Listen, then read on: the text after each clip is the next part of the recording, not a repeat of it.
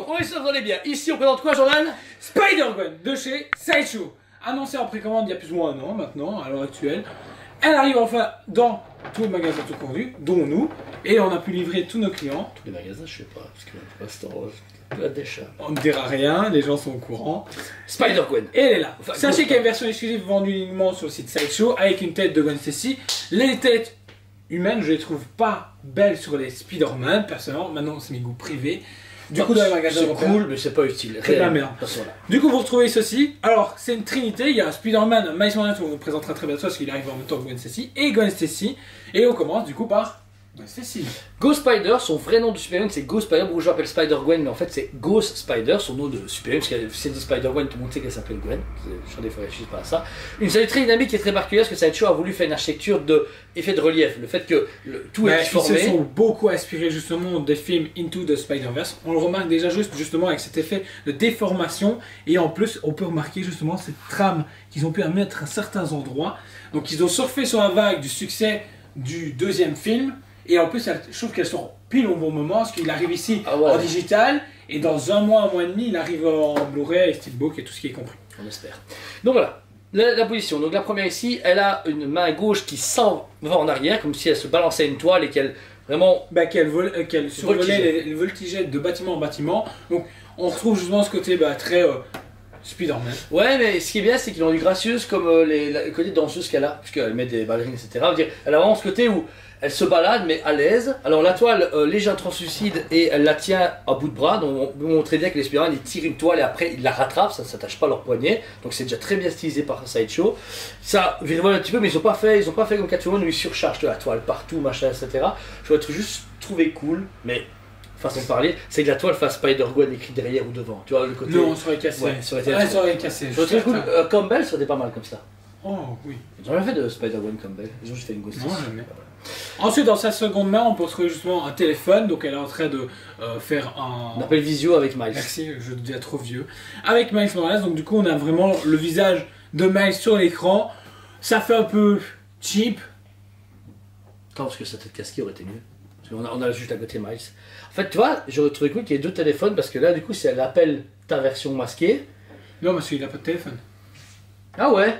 Du coup, elle appelle un autre Miles Morales, un autre univers, elle le trompe. Ça peut être dégueulasse. Voilà.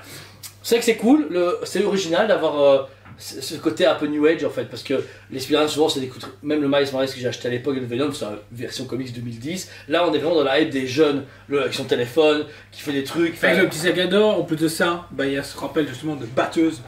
Qu'elle l'est. C'est con, mais c'est très discret, mais c'est super bien fait. C'est beaucoup, je chouette qu'ils l'ont mis. En plus, le sac est super bien fait et ça la rend encore plus teenage. Je trouve que là, on n'est pas sur une Spider-Gwen trentenaire, tu vois, on est plus sur la vingtaine qui est en train du coup de surfer sur un moment où elle doit aller à l'école, où elle doit aller au concert, etc. Son costume, quant à lui, alors très fin, très beau et en plus pas exagéré. Pourquoi? C'est une jeune femme avec une proportion de femme, mais on peut deviner magnifiquement sa musculature et ses formes. C'est ça en fait, le truc est, Gwen Stacy n'est pas une femme avec des gros nibards, avec des formations fort généreuses. C'est ça. Ouais. C'est juste ce qu'il faut, où il faut. En plus de ça, ils n'ont pas abusé sur la texture, parce que des fois ils ont tendance à vouloir texturer à mort. Là ils l'ont pas fait, et c'est très bien, parce que du coup on a un truc très accuré par rapport à ce qu'on connaît en comics et en film, et on est sur la Spider-Gwen V1, moi j'appelle ça parce qu'elle a encore ses ballerines, parce qu'à un moment elle change ses costumes où elle a plus ses ballerines, elle a vraiment un full costume Spider. Mais oui, les couleurs sont très bien choisies. Le noir a ce côté un peu mat, un peu type de vêtements de sport, etc. Sporty intense. Le blanc, alors le blanc, ils ont pas juste sur un blanc très clair, très... Comme la première Sideshow. Là on est sur quelque chose de très cassé, limite gris à certains endroits, parce que c'est très ombré, on voit que ça se passe limite pendant la nuit. C'est ça. Bah c'est vrai que ça se pourrait à fond pendant la nuit. Il n'y aura aucun problème, pas de light-up, mais ça peut être cool. Et pour finir, on a une touche de rose qui remonte côté toile et rappelle les costumes Spider-Man à chaque fois avec les toiles qui sont mélangées à la couleur, ça c'est vraiment cool. Et on finit sur sa cagoule et son masque. Alors par contre, au lieu d'avoir deux têtes masquées et démasquées, c'est du coup d'avoir une tête décagoulée. Ça aurait été cool. Bah, juste pour faire chier, non, toi. Juste pour faire chier. Ça, ouais. Mais sinon, le travail est cool. On peut voir vraiment sa légèrement expression au niveau de son visage. Ses yeux bordés de rose avec ses yeux argentés, très métallisés. Il a l'intérieur de sa capuche et full rose avec des toiles bleues. Et ça, j'aime bien parce que ça tout, comme tout le costume est très noir et blanc, c'est très terne, on va dire, bah, la touche de rose, tu vois. Je trouve que ça donne beaucoup de lumière et de Ça clarté. donne du peps en tout C'est cas. ça. La statue. Sans ça, je trouve qu'elle est fort terne. C'est ça, bah, la première était comme ça, je trouve la première qui était sur le bazar. J'aime pas. Elle était dégueu. Celle-là est très vivante, par contre très étirée en longueur, vous pouvez voir vraiment que de la pointe jusqu'au bout de son pied, bah, elle est vraiment en arc en demi-lune en fait, façon de parler. Ces chaussures sont cool, pourquoi? Et ben déjà c'est un mix entre des ballerines et des baskets. Et elles sont sales. Et voilà, j'allais dire. Pour moi, c'est très bien pensé parce que franchement, des ballerines propres, mais autour de chez toi, ils ont pensé justement à la salissure qui est en dessous de la semelle bien texturée. En plus, j'ai l'impression de voir des types sportifs et elles sont très bien pensées parce que Sideshow a vraiment analysé comment est une semelle sportive et bien reproduite. Ensuite, bah, la statue est accrochée justement à ce pylône très new-yorkais, on va pas se mentir. Très rétro new-yorkais, ouais. On a la lampe ici, triste qu'elle soit pas lumineuse. Ensuite, on a le feu. Franchement, pour jamais de la vie, regarde. Voilà. Jamais. Je m'en fous. C'était aimanté, j'avais Une petite LED dedans, il y a moyen. Ah, il faut peut-être changer la poule, elle était cassée. Ensuite, le feu tricolore, ça aurait été cool aussi qu'il soit lumineux, j'aurais voulu. Il n'y a rien à faire. Mais le painting est énorme. Je Le trouve qu'ils painting ont est super bien, beau, ils ont bien représenté, je veux dire, le travail du jaune, très salissant, c'est très bien fait, mais j'aurais voulu un petit light-up. Sur un côté peps encore plus loin, et qu'il n'y a pas malheureusement ici. On finit ce coup sur les fameuses plaques américaines où on peut voir justement les rues, etc.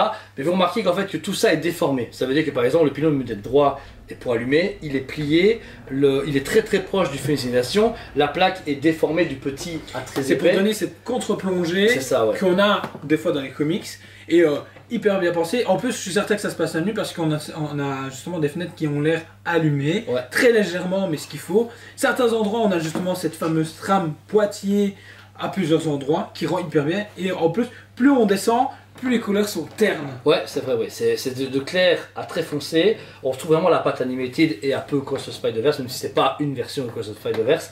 Et les bâtiments sont bien travaillés parce qu'on a vraiment cet effet perspective. Tu vas dire, là tu peux deviner un couloir où des voitures sont en train de s'engouffrer. Là tu vois que c'est un vieux bâtiment et que la rue, le bas de la rue est en bas. Et pour finir, un petit historique que Joe vient de découvrir et est très content. Matthew Murdock, il y a justement le panneau publicitaire pour dire que Matthew Murdock est là pour vous aider en cas de soucis. Mais ce qui est marrant, c'est que c'est déjà mis, les gens savent que c'est Daredevil à cette époque-là. Parce que regarde, il y a le tag avec la queue et avec les deux cordes. C'est l'époque où son identité secrète a été dévoilée. Ouais.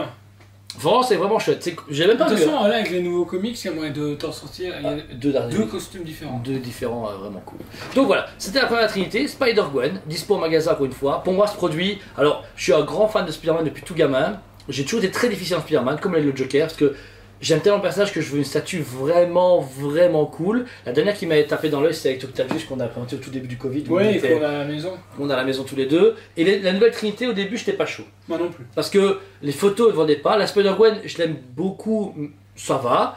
Le Miles qui est là, il est exceptionnel. Mais genre, le Miles, il est exceptionnel. Et le Spider-Man, j'ai hâte de le voir en vrai. Parce que ça curieux. Va. Sachez que c'est la Trinité Daniel Bell, encore une fois. Il est fan, lui.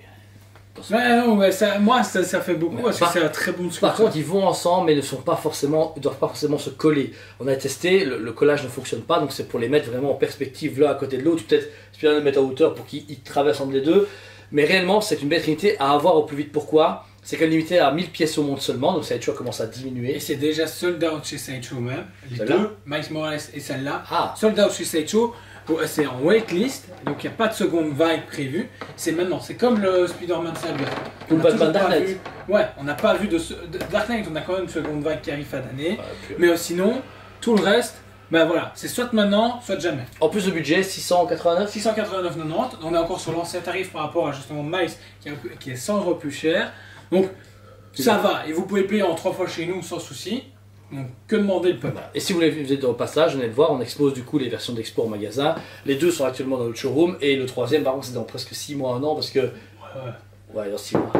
Je suis arrivé. Ouais, c'est ça. Non, en tout cas, sachez que les deux sortaient vraiment proches, mais finalement, a été teasé presque 6 mois plus tard en précommande. Donc, il y a un décalage net entre les deux, on va dire, sorties. Voilà. Pour ma part, foncez, parce que ça reste les nouveaux Spider-Man qui sont beaucoup demandés par les fans et c'est les seuls à proposer ça en un quart. Queen Marvel, c'est fini. Hot Toys, oui c'est chouette mais c'est articulé, il faut aimer. Et en XM Studio, j'ai un doute. J'espère Mais Et Sam Studio ici revient avec du Iron Man. trop du rétro, hein, beaucoup de rétro. Il part beaucoup sur du vieux Et arcade. puis ensuite, tout ce qui est New Age, c'est pour Dawn of X. Donc, faut aimer, faut adhérer. Donc à voir, moi, je pense que c'est la seule moyen unique d'avoir une Spider-Gwen et un Miles qui vont ensemble. Voilà, donc ce sera du coup notre conseil, nous en tant que collectionneurs et fans de Marvel. Et Mais- vendeur. Comment? Et vendeur. Non, on vend pas, on est youtubeurs ici, bro. N'hésitez pas à acheter chez nous, on a de l'argent. Merci à vous tous, passez une excellente soirée, une bonne journée. On vous aime beaucoup et on vous dit à très bientôt. On vous aime beaucoup et on vous dit à très bientôt.